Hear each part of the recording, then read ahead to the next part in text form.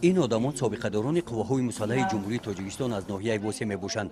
اردن، مدال و نشانهای سرسینگی آنها این خدمت صافدلانه آنها برای وطن بوده با حس بلند و افتخار وطنداری به همایش بخشیده به 32مین سالگرد روز تأسیس یابی قواهای مسلح جمهوری تاجیکستان حاضر شدند. چورابینی مذکور با ابتکار کمیته اجرایی حزب خلقی دموکراتی تاجیکستان در ناحیه واسه دایر کرده شده.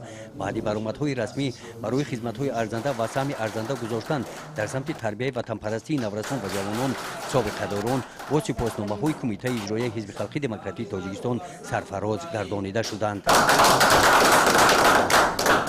بعد انجام این همایش سابقه‌داران قواهای مسلح نزد نیمپیکره فرزند شجاع وطن رستم خالعلی در چورابینی معرفتی بخشیده به روز تأسیس یابی قواهای مسلح جمهوری تاجیکستان اشتراک ورزیدند. در این همایش نوجوانان و جوانان در موضوعهای وطندوستی از ایجادیات ادیبان تاجیک شعرها قرائت کردند. بخشیده به روز تأسیس یابی قواهای مسلح جمهوری تاجیکستان در این روز در مرکز ناحیه با اشتراک خوانندگان صنف‌های بالایی مؤسسه‌های تعلیمی ناحیه آزمون حربی به تندرستی وطنپرور برگزار گردید.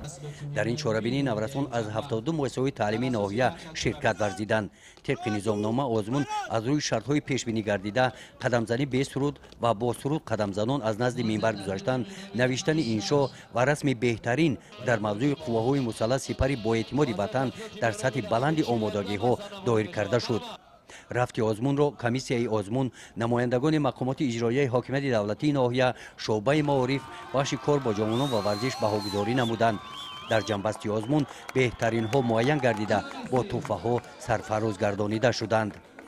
گزارش خواجه نظریف خدای نظر ظهوروف از ناحیه واسه برای برنامه اطلاعاتی نوید.